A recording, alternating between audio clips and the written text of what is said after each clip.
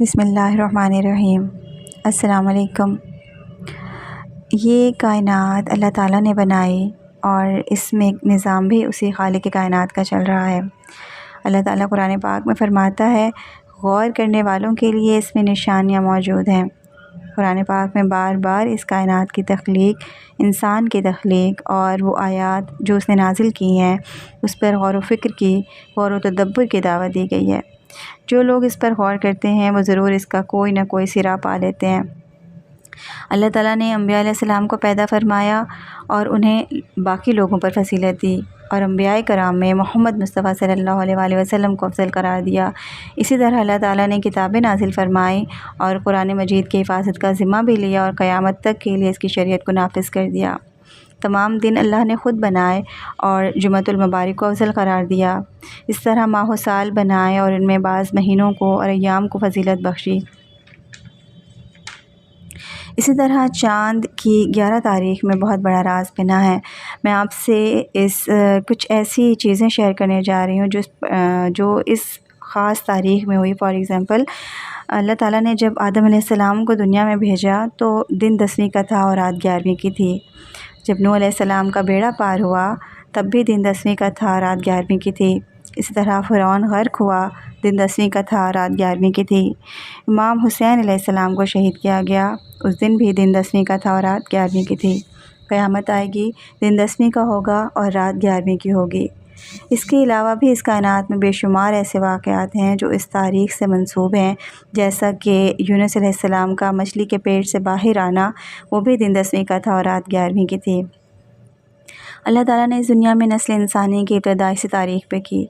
फिर जब नूह अलैहिस्सलाम, जिन्हें आदम सानी भी कहा जाता है, उन्हें पार लगाया और सरकश लोगों को गर्क करके दोबारा नस्ल इंसानी को आबाद किया, तब भी यही तारीख़ थी। इसी तारीख़ को हज़रत यूनुस अलैहिस्सलाम की आज़माइश ख़त्म हुई और इसी तारीख़ को हज़रत इमाम हुसैन अलैहिस्सलाम ने अपनी बेमिसाल शहादत पेश करके क़यामत तक के लिए अल्लाह के दीन को सरबुलंद कर दिया। इतने सारे अहम वाक़यात का एक पर्टिकुलर डेट में होना इत्तफ़ाक़ नहीं हो सकता।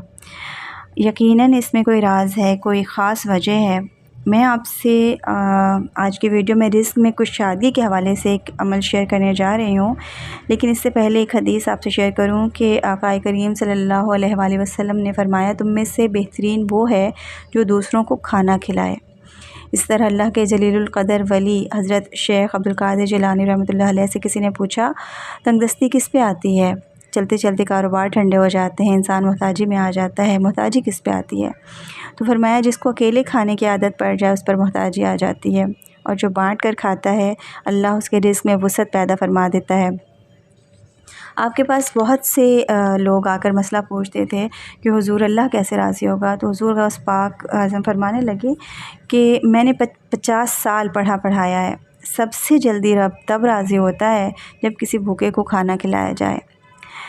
अब जो अमल शेयर करने जा रही हूँ वो भी चाँद की 10 तारीख़ को आप हस्बे तौफ़ीक़ खाना बना लें। आपने जो भी खाना बनाना है वो इज़ाफ़ी बना लें और अपनी इस्तिताअत के मुताबिक फिर वो अल्लाह की रज़ा और खुशनुदी हासिल करने की नीयत से किसी गरीब के घर भिजवा दें या घर बुला के खिला दें। मगरिब की नमाज़ के बाद आपने ये खाना खिलाना है या भिजवाना है, जो भी आपके लिए कन्वीनियंट हो। चंद बार करने से ही इस अमल की बरक़ात आपके सामने होंगी इंशाअल्लाह। और अगर आपने ये जो अमल किया है प्योरली अल्लाह की रज़ा हासिल करने की नीयत से किसी भूखे को खाना खिलाया, डेफ़िनेटली आपको इसका सवाब मिला है। अब अगर आप वो सवाब आगे हदिया कर देते हैं अम्बिया कराम को, औलिया कराम को, बुज़ुर्गान दीन को, तो इसका फ़ायदा ये होता है कि आपके इस कार्य खैर में इन बुज़ुर्गों की दुआएं भी शामिल हो जाती हैं। सवाब तो आपको मिल गया, इसको एसाले सवाब कह सकते हैं। आप इन हस्तियों की दुआओं की हसार में आ जाते हैं। अल्लाह ताला ऐसे करम के दरवाज़े खोलता है कि अक्ल दंग रह जाए। इस अमल का पूरा फ़ायदा उठाने के लिए वक्त और तारीख़ का ख़ास ध्यान रखना है, क्योंकि अगर वक्त की इम्पोर्टेंस ना होती तो हमें 5 नमाज़ों के लिए स्पेसिफ़िक टाइम ना दिया जाता। हमारे पास ऑप्शन होती कि जब मर्ज़ी हम अपनी 5 नमाज़ें पढ़ के पूरी कर लें। इसी तरह जो मैंने आपको वाक़यात शेयर किए हैं वो भी किसी भी वक्त किसी भी दिन वाक़ हो जाते। हम अपनी डेली रूटीन से अगर कोई एग्ज़ाम्पल लें तो भी कोई भी मेडिसिन है तभी वो प्रॉपर वर्क करती है जब उसे हम टाइम पर लेते हैं।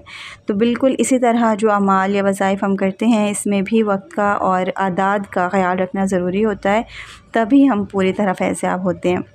अल्लाह ताला हमें आसानियाँ अता करे और आसानियाँ तक़सीम करने वाला बनाए। व आखिर दावाना अनिल हम्दुलिल्लाहि रब्बिल आलमीन।